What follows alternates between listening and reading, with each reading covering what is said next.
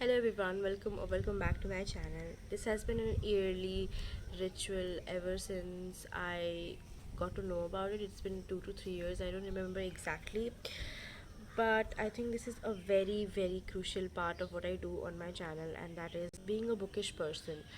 I really wanna do it full time, but I have circumstances so I can't. But this video is kind of an homage because this video is going to be all about books, and this is my mid-year book seek out stats where I update you about the books I've read and everything about. So let's get started. To give you a preface of this video, that I've read very less books this year so far in comparison to what I read every single year, because last year by this time I had read more than 25 books, but now it's 15 to 17 books, and I am a little bit disappointed, but it's okay. I have a life other than reading. Like, I definitely am a very busy student as well, so if I can manage these many books, it's fine. I'm not scolding or beating myself about it, but a little bit, sad about it. But anyway, so the first question that we're going to attempt is definitely best book that I've read so far this year, and that is going to be Your Name. I have Your Name with me, and yes, I have talked extensively about this book. This book has been a part of my life since I watched the movie, and surprisingly, this book is adapted from the movie. So yeah, it makes it a little bit different than other books because it's generally the other way around. But yes, I don't need to talk about it anymore because you have seen this book a lot more in other videos, so you know why. But yes, this has to be the okay. The next question is the best sequel that I've read so far this year, and that has to be this book, the Ballad of Never After by Stephanie Garber, because I did not expect to like this series this much, but yes, I am definitely enjoying. I was being a little bit experimental because I'm not a romance or a fantasy person, so I was becoming a little bit, let's do an experiment 2025 and let's delve into romance and fantasy at one time. So I definitely got into the series and I took a risk. I bought all three books together, and thankfully I like them, or else my money would have gone into a gutter. But yes, that has to be the best sequel that I've read this year, and I'm really scared for the book 3. But anyway, fingers crossed for that. So next question is the new release that you want to read. I have to like the Catabasis by Arif Kwang because I'm a big Babel fan by her, and then The Sunrise on the Reaping by Susanna Clark, also the author of Hunger Games. It's kind of a prequel to Hunger Games, so I want to read that. So yeah, I'm super excited. Who isn't fan of Babel? I don't know if Babel is that popular, but who isn't the fan of Hunger Games? Then coming on to the next question, biggest surprise. Okay, biggest surprise has to be this one.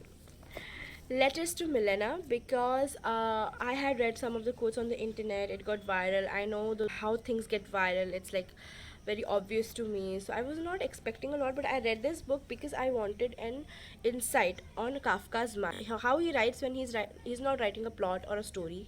How he writes when he's just writing out his feelings, the free flow of it, and also was not expecting a lot from it because it's letters basically. So not interesting, just mundane things that happens in a life, and also the life of 1920s, I think. So not very interesting, but I just wanted to have that knowledge with me. That's why I got this book. But surprisingly, this book was so good. I have written all over this book. I've written all over this book and underlined. So this was definitely not boring, and absolutely loved the book. That's why it was a surprise for me. The next would be biggest disappointments. I have a few, bear with me, and one would be this one.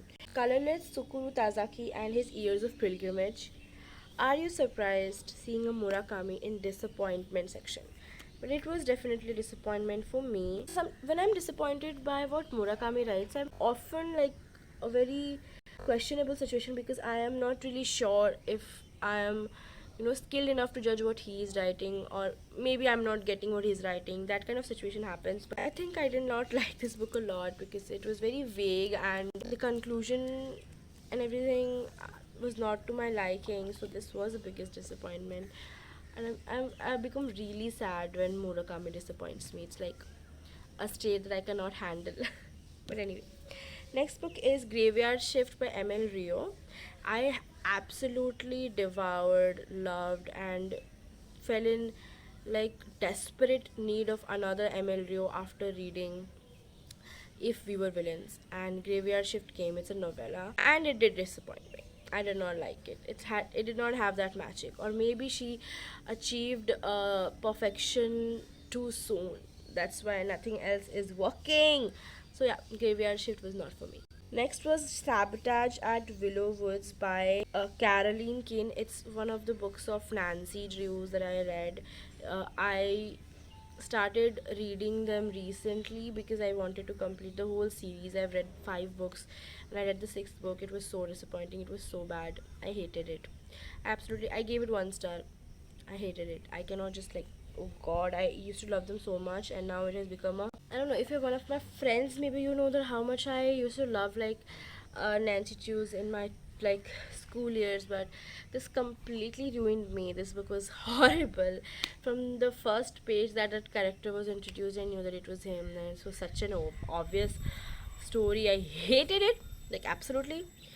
So yeah, yikes for me. Next is your new fave author. My new fave author has to be Stephanie Garber now. Yes, the author of Once Upon a Time of Broken Heart. It has to be her, Stephanie Garber. I'm interested in other works as well.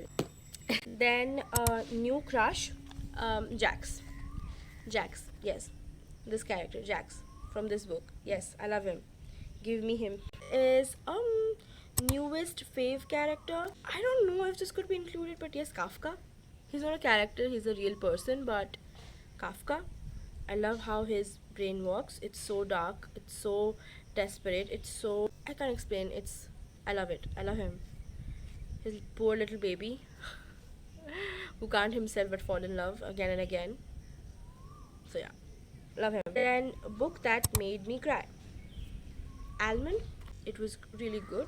It didn't make me cry, but definitely made me emotional. Like, it didn't make me cry, but one thing that happened in that book just made me like, oh god, that's so terrible to be a witness to. And I Want to Eat Your Pancreas. That made me cry, I think. Yeah, that, like, I had tears in my eyes.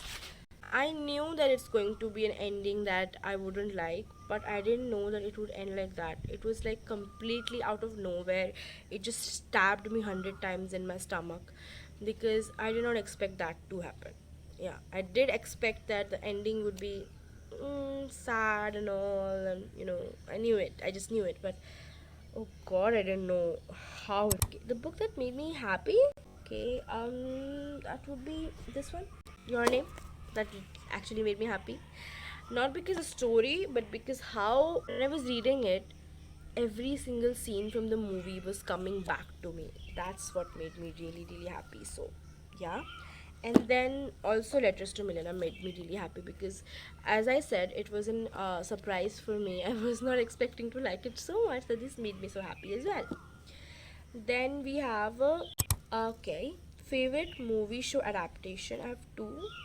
Lincoln Lawyer is a show and on Netflix that I really liked, which has been adapted from a movie that was adapted from a show, and I absolutely love it because it's a lawyer show and a lot of like the whole season is about a crime happening and how he handles it. So I have watched all 3 seasons and I'm waiting for the season 4 because I love it so much, and you should actually watch it. Like the trial proceedings and everything is so apt, and it actually gives you actual insight. It feels like really informative to me, and the mystery is also really good.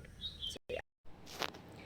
Hello, this is editing Monsoon here. I was editing the video and I realized that I haven't talked to you about the second series that I really loved that was adapted from the book, and that is My Lady Jane. I was absolutely gobsmacked because of that series because I did not expect much from it because it was historical fiction and I was not really interested. But anyhow, luckily, I decided to watch it and it was so good. It's adapted from a book um, series, and very unluckily and unfortunately, they have cancelled the series. They're not gonna adapt it anymore, but I still do have books to read, so I'm gonna read the books. It's based on um, Lady Jane Grey, who was uh, trapped in a lot of political events that happened. She had no hands in it, but anyway, who she was queen for some days, and then she was beheaded. Um, wrongfully, but this series takes another take on that historical event, makes it funny, makes it fantasy, because there is a like fantasy element, as in people turn into animals and they are looked down upon. So that is happening, romance is happening, a lot of secrets and conspiracies is happening. So really really good series. I absolutely enjoyed it. Go watch it, because we are not getting more of that series anymore because the series is cancelled. So yeah, that was me signing off. Okay, the next question is beautiful book that I bought this year. This book I did not buy this year, but I would like to include this because this is very much 2025, because it was absolutely at the end of the 2024. That's why, and I haven't really, yeah. So this will be this Tomorrow and Tomorrow and Tomorrow by Gabrielle Zevin. One thing, this book has not left me since I have done reading it, and I have this book shaped hollow in my heart because I want something exactly like this. But also the cover, I have a Pinterest board where I have every single painting, game or media referenced in this book. I will show you if I can somewhere here, but yes, the painting here is also one of like the Japanese painting that has been taken for the cover of this book, and I absolutely love whatever they were done with the cover. And next is definitely Once Upon a Broken Heart series. The whole cover is so pretty, god. Like, can you just imagine, like, can you just see, this is so good. Like, the detailing is so good. Like, all the three books are so good. Next question is books that you need to read by the end of this year. I don't have a lot on my to do list, like TBR, like last time, because I can definitely see the way I'm reading and it's really slow. So I've not given myself a lot of credit, and I've just taken three books, and that is A Little Life, because it's 800 pages. So A Little Life would be a task if I get done with it. And any of the Donut Art book that I have acquired. I've acquired a Little Friend by Donut Art, and I'm going to acquire Goldfinch by her. So any of them I am thinking to finish reading end of this year. And then the question is your favorite booktuber. Emma. It wouldn't change, and this time I'm going to mention her only. But yes, Emma. Has been constant. It never changes. I look forward to watching her videos. I love watching her talk. I can listen to her talk for hours. Did you read all the books that you wanted to read by the end of 2024? Let's check. I wanted to, in that video, I mentioned 6 books that I wanted to read that year, and that has to be 1Q84. I haven't read. No. White Nights, I did read. Butler, I haven't read. Unbearable Light of Being, I have read. Colorless Tukur Tazaki and His Years of Pilgrimage, I have read. Letters to Milena, I have read. So there were 6 books, and amongst that 6, I read 4 books and haven't read 2. Yes, this is the last question. Most read author this year. I think it's Jennifer Lynn Barnes, because I have already read 2 of her books, and I am reading third book, which is the Natural series, and I've read Natural series, The Killer Instinct, and I'm reading the All In, and I think I probably will read Bad Blood this year as well. So yes, she is the most read author until now, because I have read 3 books by her, and I'm enjoying her a lot. If you don't know her, it's the author of Inheritance Games. That's her most popular series. So yeah, that series also is in midway. Haven't read all of it, but yeah. Okay, we are done with the video. I hope you enjoyed watching my video, and I would look forward to doing this video again next year, and will look back on this video and would smile if I have read all the books that I dreamt of reading or not. But yeah, basically we are done with this year's ritual. I hope you enjoyed. I love you guys. I'll see you in the next video. Bye.